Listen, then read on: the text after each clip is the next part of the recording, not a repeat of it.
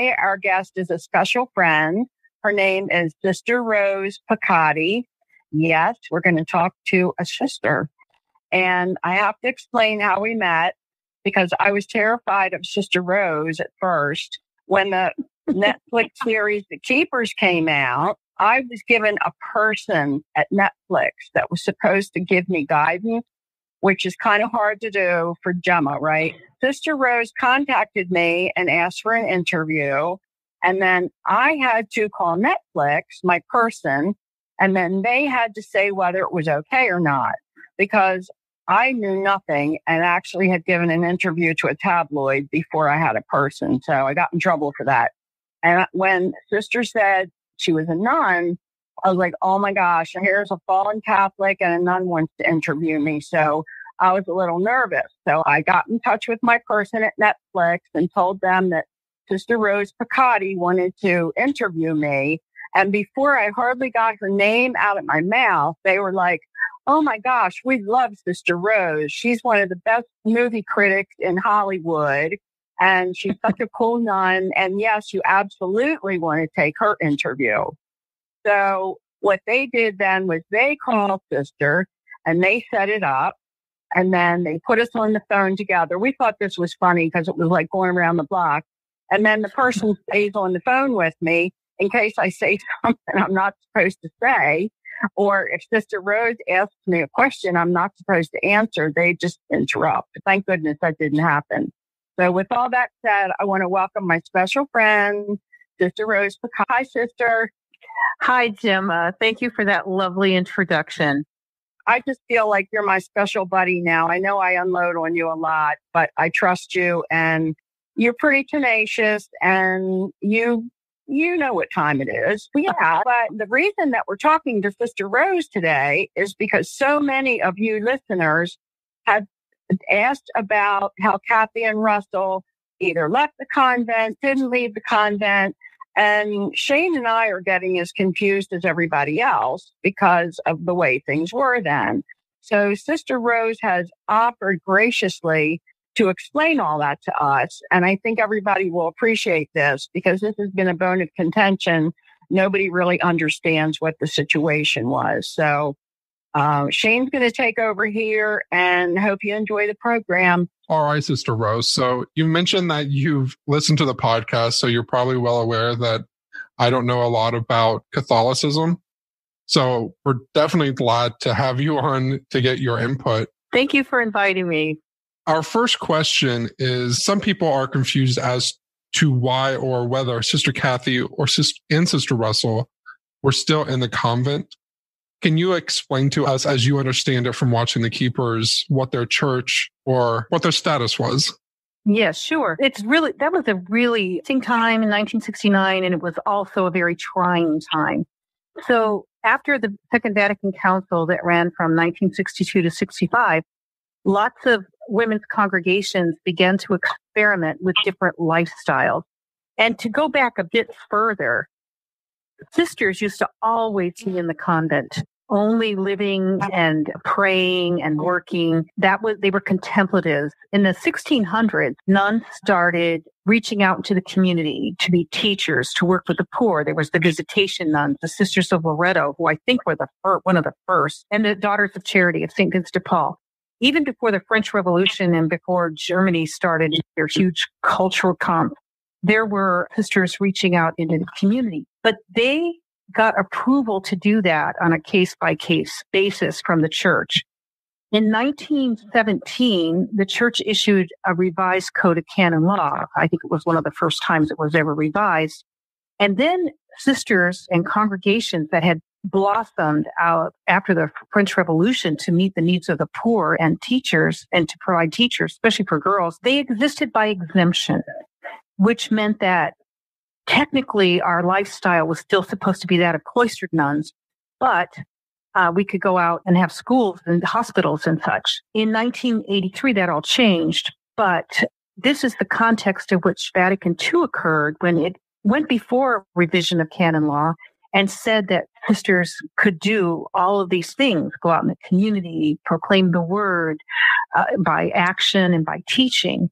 So after Vatican II, some sisters had been prepping for this all the way through the 1950s when Pope Pius XII told the nuns to get an education.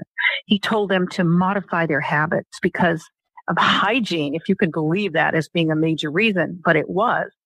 So a lot of sisters, a lot of communities around the world were really anxious to really go out into the world and meet the signs of the times and things like that, or that would be how they would have phrased it at that time in 1969.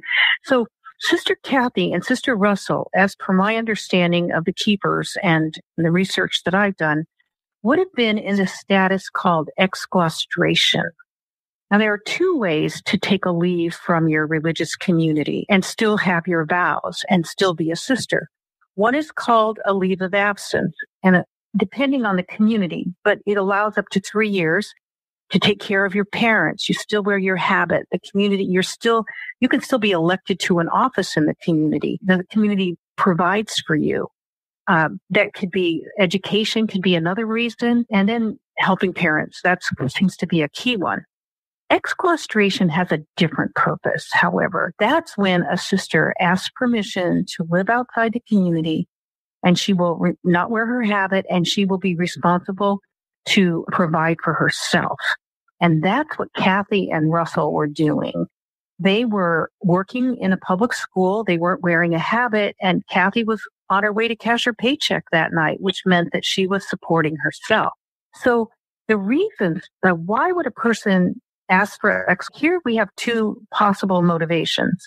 One would be that they wanted to experiment in a new lifestyle, maybe in view of leaving. It might have been like a step towards actually getting a dispensation from their vows and leaving the community permanently. The second reason could be they were experimenting, and in order to experiment, because canon law hadn't yet been updated, the only way they could do this to go live among the poor, so to speak, although I'm not sure they were actually living among the poor, but maybe in a public school they saw it as serving the poor that way. They would have needed it to be exclausterated, to be on their own and see if they could live religious life like that. But usually you're exclaustrated for a period of 1 year that can then be renewed. It's also a time when you might you're questioning and discerning whether you want to stay in religious life. And if I understood the keepers correctly, and you can correct me here, Gemma, that Cathy had a romantic interest. She was exploring the relationship option, was she not? I don't want to answer that because Cathy is probably like tapping me on the shoulder right now saying, Jerry and I were friends. And I think okay. I think that whatever decision she was making was not based on him. Okay. Then if that's the case, then we may never really know why she and Russell were exclaustrated unless some friend out there might know and might want to call into the podcast and let you know. The reasons would be in a letter that she would have written for permission to do this. That letter would have gone to her provincial superior and her council, and they would have considered her reasons and granted her the exclaustration. But I think it might have also had to go through their generalate, to their mother general and her council for the final permission. I think in our community, leave of absence can be done on a provincial level, but exclaustration has to be done through the general government, but provincial first, then general. So I think that because there was such upheaval in the church after Vatican II, nuns were doing all kinds of stuff that maybe Rome wasn't prepared for. They certainly didn't. They really hadn't thought ahead. I take the case of Sister Cathy Kent and the IHM sisters in Los Angeles. They and other communities were, just like Sister Cathy's community, were doing experimentations in their mission, in their ministry, in their lifestyle. For some reason, Cardinal McIntyre really picked on the IHM sisters. And Sister Cathy herself, before Cardinal McIntyre kind of forced the sisters to disband, or most of them to disband, Cathy Kent, instead of asking for exclaustration, asked for a sabbatical. And that's like comparison to a leave of absence because she was living outside the community. She wasn't wearing the habit. And after 6 months, she asked directly to Rome for a dispensation. of her vows. She never went into the exclaustration process, which is probably the normal route for someone who's discerning whether or not they're going to stay or leave, or they're in a stage of experimentation with religious life. As I said, it usually lasts a year. However, for some reason, Cathy and Russell's superiors said, no, you have to decide by June 1st if you're coming back or not. That was like a 6-month leave of absence, if I'm not mistaken. That would have been unusual. And it makes me think that somebody in Rome or the higher up were putting pressure to rein in the sisters who were doing some kind of experimentation. But to go back to the motivations of why Sister Cathy and Russell asked for this, I'm sure that in the records of the School Sisters of Notre Dame, there are the letters they would have written to ask permission with their motivations very well outlined.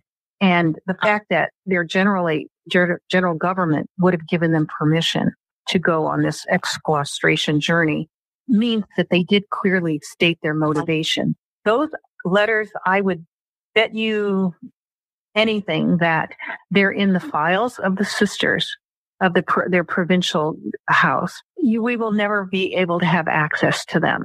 And that's because those letters are they're sacrosanct to a religious community. It's the story of a sister's journey, her spiritual journey. And that's not something that they would want to open up and share with anyone unless compelled to do either civilly or religiously, but they would probably fight it on every level so that those letters wouldn't be made public. When I was doing research for my book on Carita Kent that was published by Liturgical Press 2 years ago, I was right there where they keep their archive, where this ecumenical community that grew out of the disbanding of most of the IHM congregation there in Los Angeles. And the former sister in charge said to me, "Oh, sister, not even a writer writing a biography of one of our most famous people would be allowed to see her file, to see her letters, like even why she wanted to enter the convent." So that's the long and short of it. Sister Rose, I'm going to ask for you to define a couple words for those listeners who were not raised Catholic. Sure. Could you explain what the word cloister means? Okay, so I'm not going to be able to give you the etymology of it, but what it means is closure. It means enclosure. And the cloister is either the religious house, the house where monks or nuns live, or even sisters. Part of our house is a cloister, and that would be our dormitory area, where only people who are accompanied, like workmen or something like that, are allowed to come in.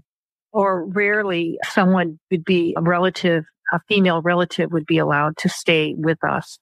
But you've got like the Carmelite order, you've got the Visitation order is semi-cloistered still, where they have schools, but they also live a very regulated lifestyle, a conventual lifestyle, which means they go by the hours. They have they pray the office several hours of the day, I think 5, and the day and night for some contemplative orders.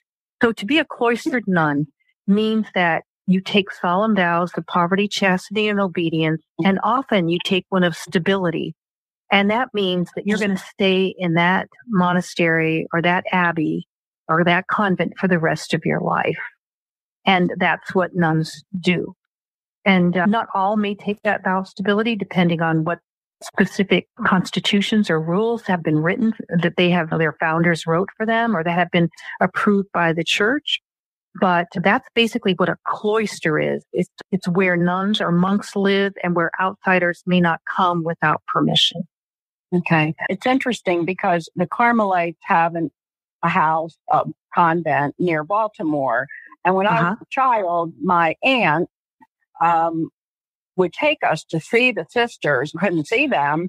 There was like a big round, they called it a turn. That's right. Something you'd see in a liquor store to keep from getting shot. And so we would pick these flowers that would be half dead, like dandelions, and we'd put them on the turn and send them around. And we would wait for the nuns on the other side to say, "Oh, these are just beautiful. Thank you." And I'm thinking now she's probably throwing 1 million dandelions in the trash next to the turn. But I was fascinated by that we could hear them. They were always sweet. I couldn't see them, but then they would send us like a prayer card or, something, a cookie or something back. Oh, you would have her. Yeah. And so the other term I was going to ask you to explain is the word contemplative. Okay. So everybody can be a contemplative, somebody who spends time in quiet prayer, in meditation, or in some form of communication with God. And that's contemplation. A contemplative order is one that lives that lifestyle all day long. For example, they probably don't speak more than an hour a day. And that would be when the community gathers together. Otherwise, if they speak through the superior, they don't really speak directly to each other. Or some Trappists and Trappistines are known for their that they've developed sign language. One time I made a silent retreat in Scotland where I was studying in England for my master's degree, and I had to wait for all my dissertation and things to get approved. And so I went and made a silent retreat in Scotland. I have to tell you that within, 24 hours, we were all total strangers, except a few who came as a group, like the Jesuit novices and whatnot. But we were all communicating using facial expressions and sign language. We just picked up. It was very interesting. And I think that happens in religious life too. So they live in silence. They live in prayer. They foster union with God in their lifestyle. And their work is actually to pray for the needs of the world. If you ask them what their purpose is, that's what they will tell you. That's a perfect segue. I have a comment about your earlier explanation of Russ and Cathy. I have a friend who just shared with me that he spoke to Cathy a whole year before she left. And that she shared with him that she was thinking about it as much as a year before that she was frustrated because she didn't feel like she could make the impact she wanted to make and not working with people outside the school. So I think that she was maybe a little bit like you and I are, sister, like a little bit of, badass, and wanted to just get out there and mix it up with people.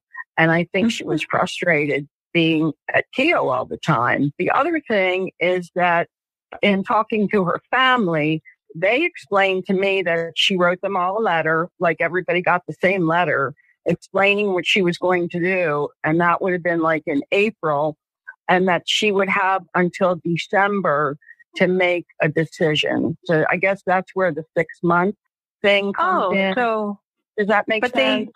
Yeah, sure. Then they were given a specific timetable for their experiment. Yeah. But one thing I question though, is that letter that they received that they had to decide by January 1st. Why was that sent to them if they already knew? I have a copy of the letter. I can read it really quick if you would like to hear it. Oh, okay. Oh, please do. Please do. You have the one that they were sent or the one that Cathy sent? The one that Cathy sent. Right. The one she sent to other people, telling them what she was doing. Correct. But why don't you go ahead and read that, though? That would be interesting to read. Yeah. Okay. So she typed it June 1st, 1969. A warm hello. Please don't throw this away as though it were unimportant. I have chosen this very ordinary way to communicate an extraordinary piece of information. For at least 2 years, myself and a few of the sisters I live with have been quite concerned with the way we have been living religious life. We have felt that the current way is not the best way for us. We wanted very much to live a much more flexible life in which we could put ourselves more openly and freely at the service of others. We have requested this form of life in the order. We have been finally and officially refused. This has created a pressure and a tension, which we have resolved in the following way. 1. We have requested a leave of absence for a period of 1 year. 2. We will, in this year, live the life as we see as a positive value for us. 3. We will take private vows comparable to chastity and a promise to live in a form of community of service. 4. We will live in an apartment here in Baltimore City. 5, we are hoping for jobs in the Baltimore public schools or in the private industry. 6, we have commitments for the summer and will join together in August. And 7, my address will vary because I am engaging in a series of workshops and retreats. And then she lists the addresses that they're going to be changing to.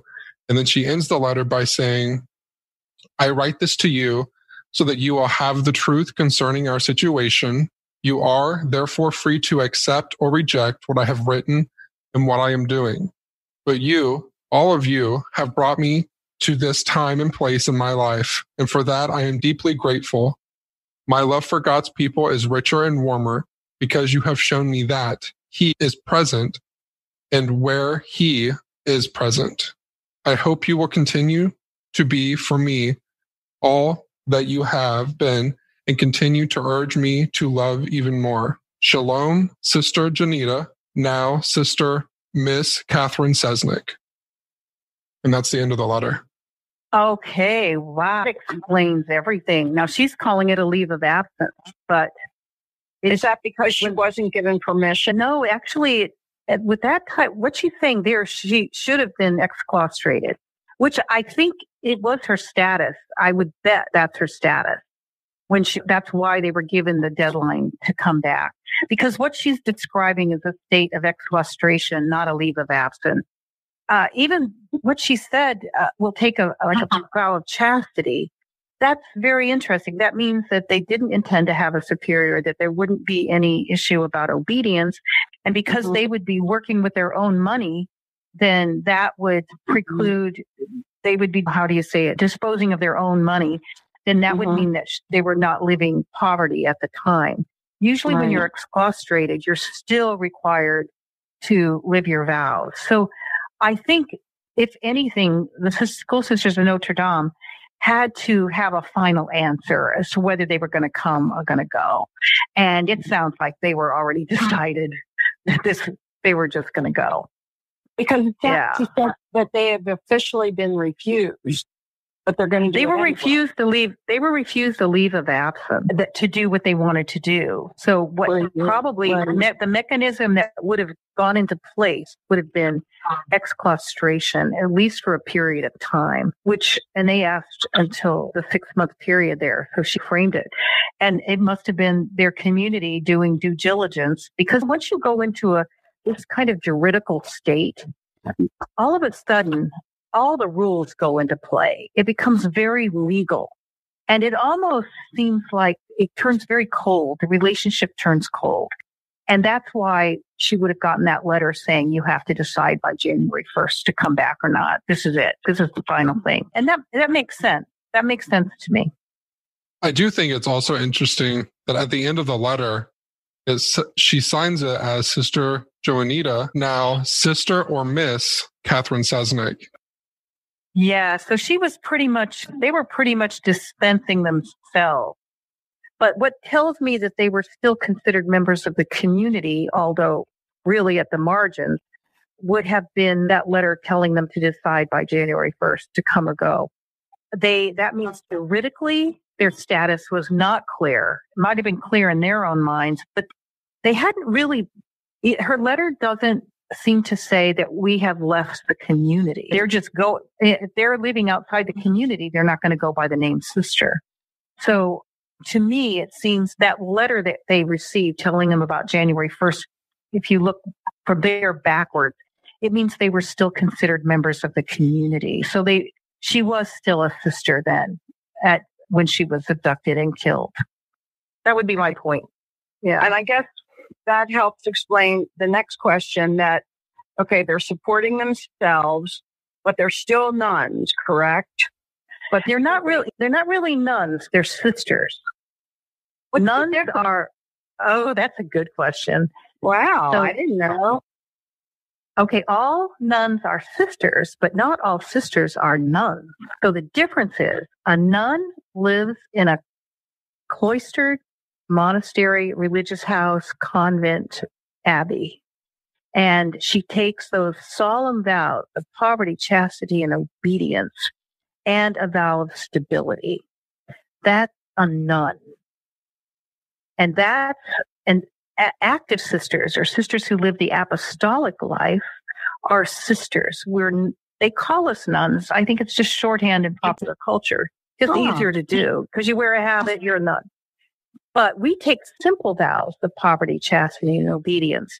A sister who takes a solemn vow, even for us, because we're a papal community, we have to be dispensed through. If we want to leave, we have to be dispensed through the Vatican.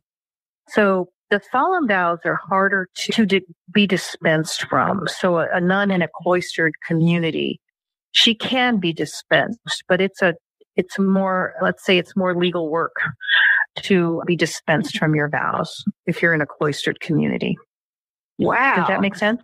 Yeah. It's beginning to, but I never knew that. I have a request since you're a writer. Could you do like the convent for dummies? Oh, sure. That would be excellent, a resource, because I had no idea that nuns and sisters. So you are a sister. I'm a sister. But you're not a nun. I am not a nun. Okay. That's very interesting.